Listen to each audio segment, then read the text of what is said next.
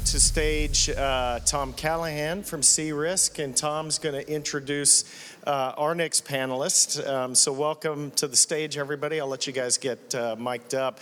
I'll just share, to me, one of the key takeaways from that, and it was the response to Jazz to your question, is the end in mind, right? What is the outcome that you're trying to drive? And I think that's so important. That drives the data that you need, the tooling that you need. It's what forms the questions you're going to answer. And I know we talked a lot about that, but honestly, I don't think we talk enough about outcomes in the FAIR Institute. We have to actually do a better job on focusing on what those outcomes are, because they're so important in driving the work, the how of FAIR. So I think they did a fantastic job of talking about that. The other interesting thing there too was what Matt said about agentic AI, and not to be too buzzwordy-ish, but that's going to be a focus of FairCon in November in New York. Is how do we live and operate and manage risk in this world of AI? We've got a session on that later. We'll talk about managing risk with AI. But what we're seeing a lot of is the application of AI to manage risk. And I think there are many promises and some perils, of course, of doing so. But I think all of you should be looking at how do we scale and work faster, hence the theme of today's event. How do we scale and move faster with risk management? Because the world we're in is moving incredibly fast. The risks are evolving obviously quite rapidly. So Tom, do you just want to, you've got a mic. Okay, I'll let you come up. Do you need this? Thank you. Hey. It's all yours. Super. Hang on, go the right direction. Oh, okay. So we're getting mic'd up. Really looking forward to this next session. We're going to talk about the emerging regulatory environment in Europe, the UK. Dig into a little bit how a fair-based risk management framework can help organizations meet the challenges around regulation. Focus a bit on we've got a compliance-based approach we spoke about earlier on today, but that doesn't really work very well anymore, particularly with the enhanced expectations from regulators. So I think the panel is ready to go. If so, let's get up here. Great, okay. So we got, here we are, cool. So we have Paul Williams from Protiviti, Alex Campbell from EY, and Jim Hawkins from NCC. My name is Tom Callaghan. I'm the co-founder of C-Risk, also very active in the FAIR Institute in Europe. So I guess we'll get going.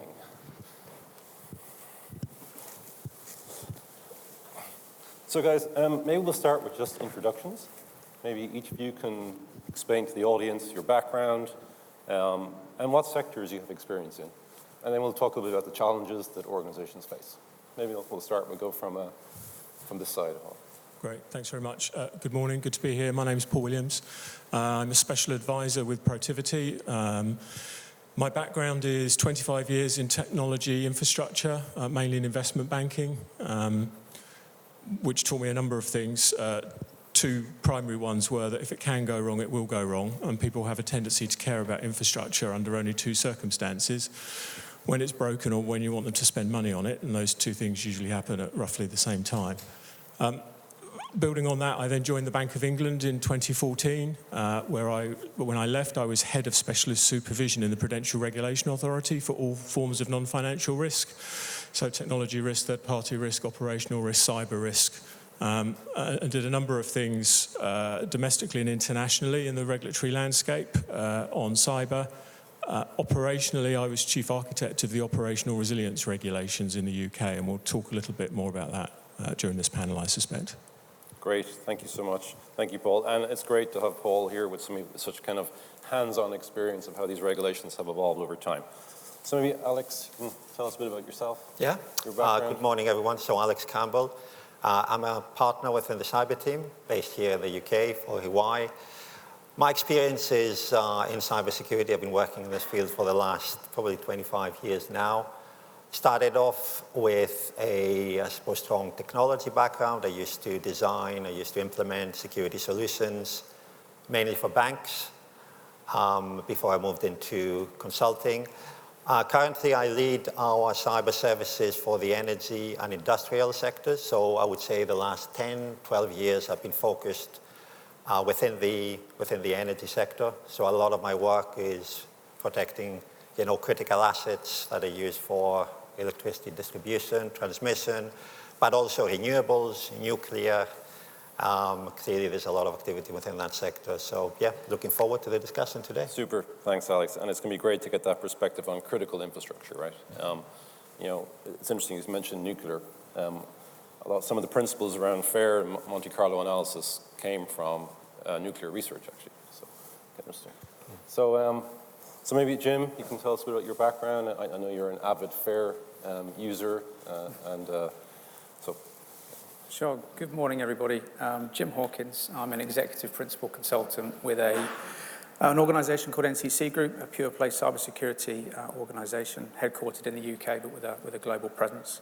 I work within our consulting and implementation division, and my role within that, apart from being on delivery with our customers, is to lead on the cyber risk assurance services. Within those services, we have a multitude of offerings. Cyber risk quantification is one of those.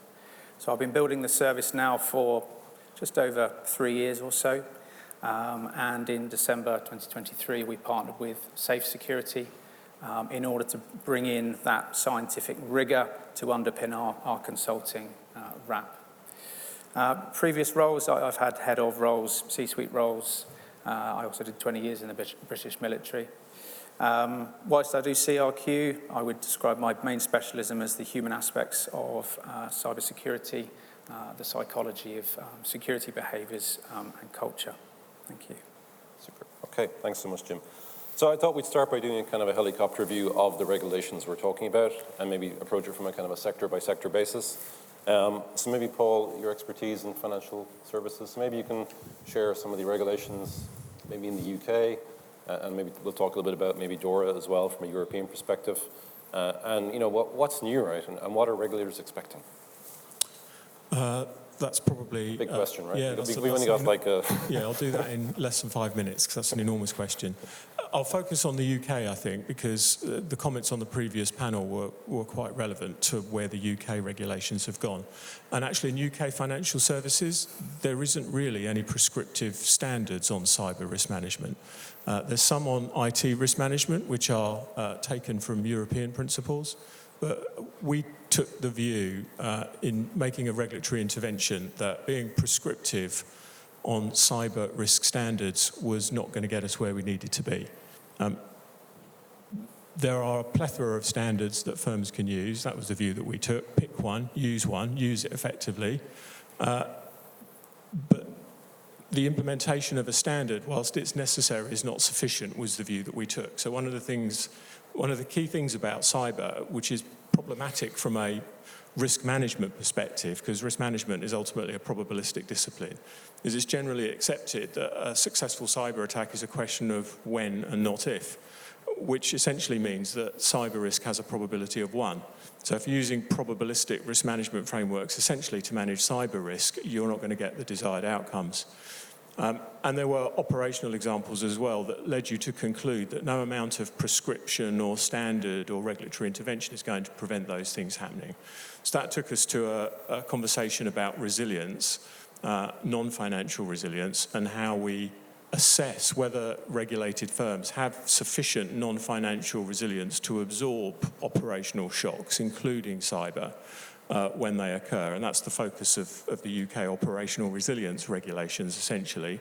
And that requires firms to do a number of things, which sound very straightforward, but as the previous panel touched on, are anything but. The first is, in a resilience context, not everything the business does is of equal importance and needs to be protected to the same extent. So the identification of important business services, or what the organisation cares most about, is the key step that organisations need to take. And then you can use what you've identified there to narrow down, double down on your risk management disciplines and make sure you're protecting the things that you really care most about in the right way. If you take that then to a third-party risk management context, many organisations have tens of thousands of third parties they need to manage. You can't manage those effectively in the same way, so you have to prioritise how you go about that. So that was one of the primary principles. And then there was a second concept in those regulations which is really important, which is if you accept that a disruption is inevitable, then a risk appetite isn't much use to you. You have to define something else. And that we call that an impact tolerance. So how much disruption can you absorb within your organisation before the impact becomes intolerable? And crucially, that intolerance is not measured through the lens of the firm's risk appetite. It's measured by the impact on the customers of the organisation. So how much disruption can you absorb before the harm that you're inflicting on your customers becomes intolerable? So those concepts drive the operational resilience regulations within which cyber risk is an essential component. And the severe but plausible scenarios, that language is important because it moves beyond likely scenarios into plausible scenarios, will then allow organisations to evaluate that resilience. Internationally, the UK is somewhat alone in that approach. Most other jurisdictions have taken a more bottom-up, standards-based approach. There's a number of reasons for that, which I won't go into. And that tends to pervade across the international landscape. And I think in terms of the direction of regulations, we're probably going to see both in varying degrees. I think other jurisdictions will start to take more of a resilience-related approach. But it's going to be very difficult for regulators to resist the temptation to be increasingly prescriptive. As more and more incidents occur, as the threat environment gets more complex, then I think regulators will find it necessary to be more prescriptive. The trouble with prescription, of course, is it can lead to lazy thinking because you can adopt a compliance-based mentality. So you've got to have a care.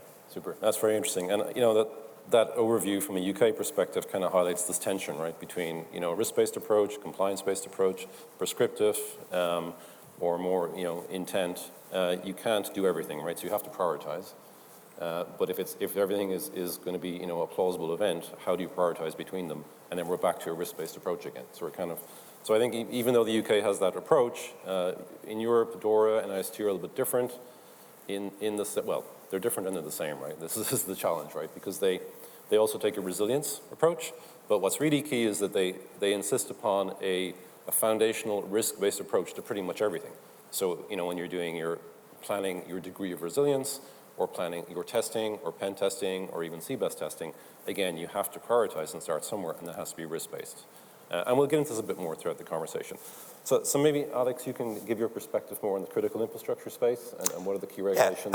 So as I mentioned, I do a lot of work for large energy clients, mostly out of the UK, but those are kind of global organizations. I suppose one of the things I've noticed, especially the last 3 years, is that the NIS legislation, regulation is driving a lot of those big programs. Now, in terms of the nature of those programs, they're not dissimilar to an ISO, to a NIST, CSF. So the framework, all of those frameworks, in my view, are more or less kind of the same. There's quite a big overlap. Some are a little bit more focused on the detection response, some more traditional in the kind of protective measures. But instead, if you look at the domains, those are the same, sliced in a slightly different way. So the regulator, the energy regulator, Ofgem here in the UK, working with the National Cybersecurity Centre, has been driving NIS. Some of you may be familiar with the concept of the basic profile and enhanced profile that has to be met. And what this has done, especially the last couple of years, is it has focused a lot of those energy organizations that traditionally did not view cyber risk in a consistent way across both the IT environment and the engineering, the OT environment, has focused them to look at that, those two areas, those two environments together, because ultimately cyber risk does not distinguish between those two. And as we all know, a lot of those critical assets are increasingly being connected to data networks. If you hear a system is air-gapped, I would challenge it. I don't think that exists these days. There's always a way in. And there's plenty of examples out there. So maybe some of my reflections of what are the key components of those programs, what are those organizations have been focused to work on. Asset management is a big one. because it all starts with understanding what you need to protect, and that's kind of step one, if you like. What are the critical assets? Why are those your critical assets? You know, and those conversations may sound quite obvious, but it's amazing how they've only happened for the first time properly, those conversations. Once you know what you want to protect, then clearly, you know, what are the threat actors, threat modeling, what are the risks? How much risks are you willing to take as an organization? And that is beyond compliance. So this is about a risk management program, not necessarily ticking a box of compliance. So what is your threshold, if you like? And then other areas, the obvious one is around incident management. There's been a lot of work in this area for obvious reasons, and that has been in the forefront, especially here in the UK, for everyone following the news of the last few months especially. That question has kind of it's gone to the top of a number of executive boards at the moment. How prepared and how can we respond to the inevitable cyber attack? And the final area I would call out is third-party risk management. That is a big focus both with NIS2 in Europe, but also with the enhanced profile here in the UK. How do we manage that risk that is introduced by third parties? And again, that prompts questions. Do we know our third parties? Do we know what access they have? How do we protect them? How do we classify them? You know, that tiering, for example, of third parties, it needs to be done with a cyber lens, not with a lens of how commercially important they are, how big they are, what kind of access. So there's a slightly different angle that needs to be adopted from a cybersecurity point of view, because often it's the smaller ones that potentially can introduce the highest amount of risk. And maybe to end on the point that, and we touched upon it earlier, we talk about compliance, but ultimately it's about having a risk management program in place. It's not, if you start off with the first question, how do we become compliant? It's probably not the most kind of mature thinking in this area. It should be, what are the risks? What do we do about them? Compliance will fall into place if you've answered those questions. It may be oversimplistic. There's some challenges with demonstrating compliance. I think we've all been there. Just being compliant is not enough. You need to be able to demonstrate it to different parties in different ways. But ultimately, it's about understanding what the risks are and addressing those risks within your business. Yeah. Super interesting. And we'll come back to some of these themes, right? Particularly the third-party aspect. It's really interesting. We're talking about assets, both from a, the critical service perspective, financial services, the assets themselves in critical national infrastructure. And again, if you think about FAIR, and for those of us who are, have a degree of knowledge around FAIR, a FAIR risk scenario starts with the asset, right? At whatever level of granularity, it doesn't start with a vulnerability or a control concern. It starts with the asset, and it's an example we're taking a kind of a FAIR lens. When you build out your risk management program, it really helps with this compliance perspective as well. So maybe, Jim, talk a little bit about maybe some of the other regulations, and I guess maybe your experience of how organizations are transforming their risk management capability to meet some of the challenges, right? Yeah, sure. I think the shift from that tick box compliance to a risk-based way of managing cyber risk has been forced by the way these regulations have been written, forcing an interpretation of what is risk. It was raised by Matt, I think, in the previous session about that fundamental question: what is risk? Placing the burden onto nations, onto organizations, onto entities to essentially come up with the answer, as it were. Slightly unfair, in my humble opinion, given the fact that you need to answer the exam question that you've not been cited on, and then you get told afterwards whether you got it right or not. But they haven't obviously completely done away with the prescriptive piece, but I do think it is underpinned by that risk-based approach. I mean, we can cite DORA there, the new EU AI Act as an annex there in terms of what constitutes a high-risk AI system. You can look at the Cyber Resilience Act because it's got its essential cybersecurity requirements in an annex there as well. So, but I think that's sort of the basis of the shift, if you like, to that risk-based approach. So in terms of things that I am seeing, and if you'll indulge me, things that I'm not seeing, or indeed areas that I think could gather more focus. We'll start with the seeing stuff first. Based on the interpretation of risk, proportionate with or commensurate with, etc. I'm seeing more contextual analysis being done, so both in terms of the external context, interested parties like legislation, regulation, contractual requirements, threat landscape, that type of thing. Also in terms of the internal context as well, what the business is doing, where the business is going, and stitching those pieces together, where could it be vulnerable now, and indeed in the future as well, in order to be able to actually identify those risks, in order to take that risk-based approach. And I think also as well linked to the context in terms of needing to continually reevaluate the context and what's changing is taking a more of a dynamic approach.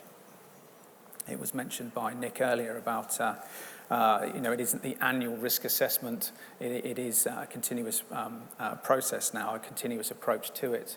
So risk assessment subject to routine and regular review, both as a cadence but also potentially post-breach, not just your organisation but potentially others in the similar sort of area of the market as well. And kind of linked with that, and indeed with the context as well, is taking more of a proactive approach. To identify risks, to identify threats. So doing that horizon scanning piece, so looking at global events, do analysis on that, and sort of extrapolating and determining what could the potential impact be, and how do we need to posture ourselves essentially ahead of time to make sure that we are effective and efficient with our risk management. And things like threat intelligence, threat hunting, threat modeling, that sort of thing. Also as well at the governance as well, obviously version 2 of the CSF pulled in governance there, but I'm seeing more of that piece because of course without effective governance you're not going to be effective in terms of your risk management. Also more articulation and description of roles and responsibilities. That may be due in part to an increase in personal liability from some of these regulations, so therefore it's bumped it up to essentially a strategic risk which has gathered obviously more attention. So those are kind of the main themes, if you like, that I'm seeing. But in terms of what I'm not seeing, or could do with seeing a bit more of, is a bit more sort of proportionality.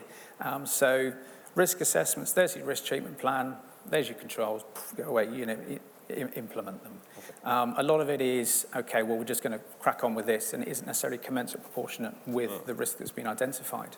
I think it was nearly brought up the point, in fact, 2 points, thinly spread, but also having too much potentially, 2 firewalls at each point of presence. I mean, that's what I'm sort of referring to there in terms of that proportionality piece, sometimes taking a hammer to crack a walnut.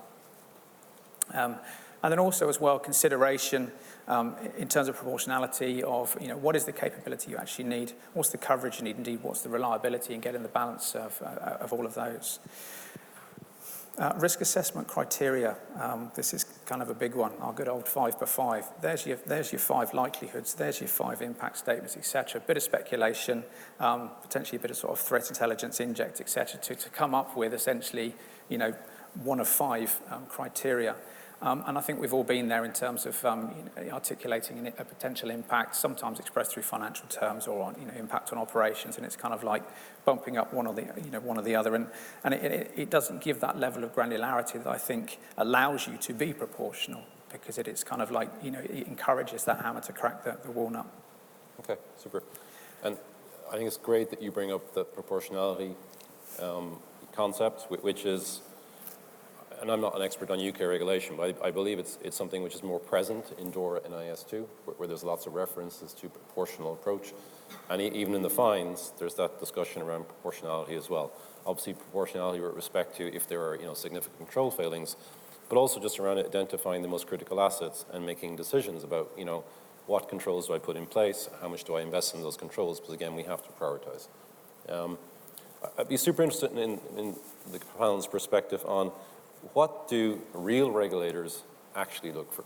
And what's it like when you go into that discussion with a regulator, whether it's proactive or maybe reactive to an incident? I mean, I don't know, what are you guys seeing on the ground? Our experience at Cirrus, because we work with some of our customers to help both in the proactive aspect and the reactive kind of post-incident. What we're kind of seeing is that regulators are looking at things you mentioned, right? Governance. Is the governance in place? Is it evidence-based? Have decisions been made, in a transparent manner, and has it been documented, right? So that's something that we're seeing, which is kind of interesting. And we're also seeing that regulators are interested in the kind of, we talked about a prescriptive-based versus a principles-based. They're interested in the principles, right? I mean, ultimately, we're talking about resilience in many cases.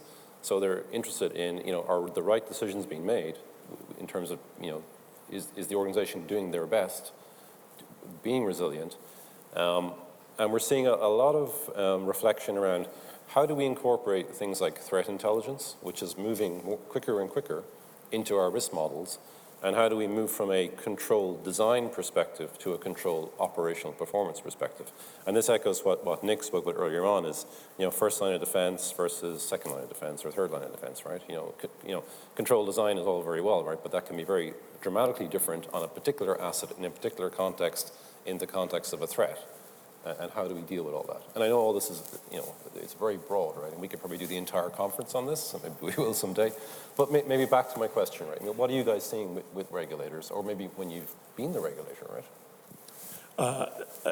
We'll do this really quickly because we're short of time, I think. What regulators want is to see the working out. So it's a bit like taking a maths test is my normal example. There'll be 6 points on offer. You get 1 point for the answer and you get 6 points for the working out, 5 points for the working out. What the regulators want to see are the working out. How have you arrived at the decisions that you've arrived at? They won't necessarily have a preference over which model you're using, but they will be very alert to model risk. So how are you managing that model risk? How are you managing the probabilistic aspects of risk within the context of resilience and the certainty that pervades cyber risk? And making sure that there's a holistic, balanced approach to all of that, and making sure that the evidence that you have justifies the conclusions that you've reached, and that you're not falling victim to lazy thinking and just putting too much emphasis on a particular model to do all the work without really understanding and evaluating what it's telling you. Super. Thank you for that concise answer. And I think, this is a fair conference, and we obviously believe, deeply that a fair-based approach facilitates that kind of thinking. It moves us from lazy thinking in inverted commas, and I think some of the more qualitative approaches, they probably leave a little bit too much to the analyst, which Nick was saying. Having a more quantitative approach gets rid of that bias, which Pierre mentioned in the previous session, and it helps to kind of drive a more critical view and an unbiased view, which I think is what regulators are looking for. Alex, how about you? What do you think? My reflection is that I think regulators have also been on a significant journey over the last few years, especially with, in my area, Ofgem, for example, and the NIS requirements. There is significant new pressures on regulators to make sure that they can enforce, they can govern those new requirements, those new regulations. So it's about building the knowledge. It's about ensuring that they've got that, the resources with the capability, with the understanding. So that's one thing, and they've been on a journey, and they're improving all the time.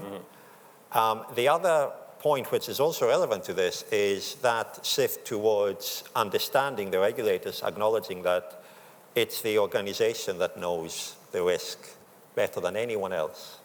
The regulator won't be able to specifically tell anyone what to do. So the requirements have to be principle-based.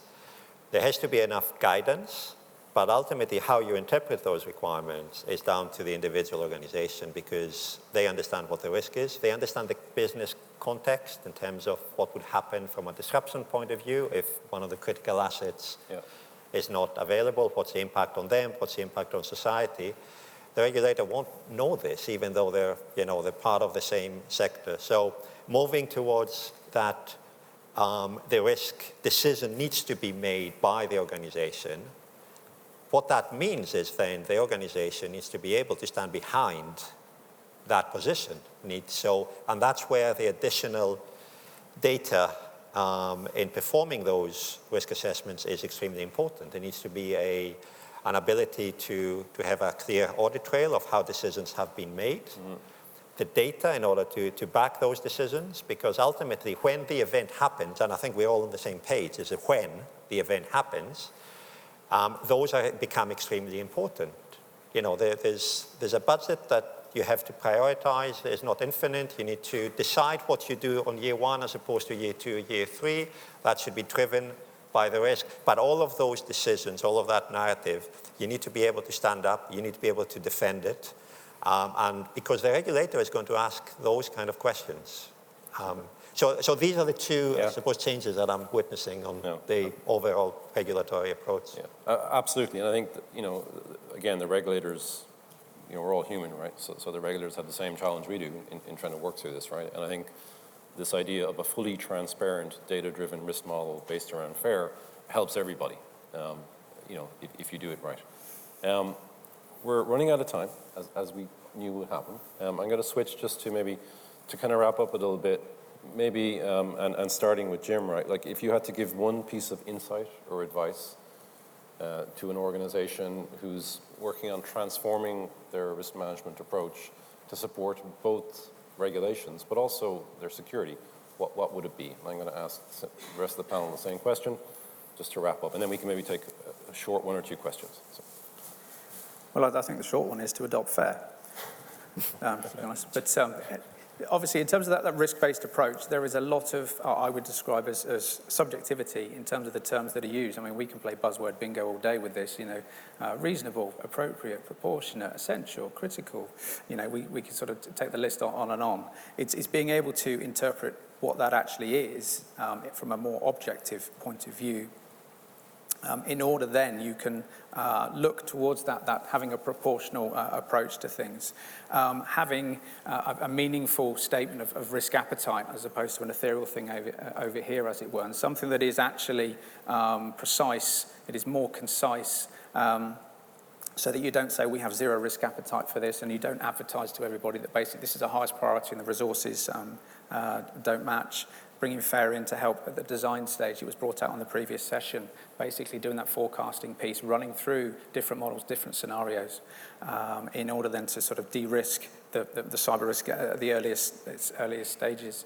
And indeed, it was brought out about an incoherence with enterprise risk management. I've been seeing that as well. Okay, super. Alex, if you had to give one piece of advice. I would say it's probably quite a broad one, but approach it with a resilience mindset as opposed to a cybersecurity mindset. So what I mean by that is, cyber, in a way, is like any other risk. You need to understand, what you're protecting against, what is the risk, what is the opportunity. I think it was mentioned in one of the previous panels. But ultimately, it's about knowing how you want to protect what matters most, and having a plan when the event happens. And that's more of a resilience kind of mindset as opposed to a cybersecurity mindset, which is traditionally, let's protect all we can, as opposed to thinking about the wider crisis and how you manage it. And I think if we look at the examples of the last few weeks, that has probably become a little bit more urgent for organizations. And that question is being asked. How do you manage a crisis as opposed to how do you just protect your assets? And again, in order to do that correctly, you need to prioritize. In order to prioritize, we need a solid foundation around our risk management program. Paul. I'm going to be provocative to make a point. Cyber doesn't exist. I've done lots of work on cyber throughout my career, G7, G20, European, domestic. When an organization suffers a cyber attack, its cyber is not affected because it doesn't have any cyber. It has technology, it has operations, it has people, it has third parties. And in that context, cyber is a business risk. It's a business problem. And I think the major issue I still see is a high degree of complacency at the top of the organization, a tendency to delegate too much, potentially abdicate accountability into technical silos. And to manage cyber risk effectively, you have to break out of not just the cyber risk silo, but all of the other non-financial risk silos and present the net risk position and the resilience posture that you've achieved or you desire through business language to the business in a way that they can understand and take action on. Super. Thank you very much. Todd, do we have time for questions or are we going to go for a break? Okay. But great job. Super. Thank you very much. Thank you to the panel.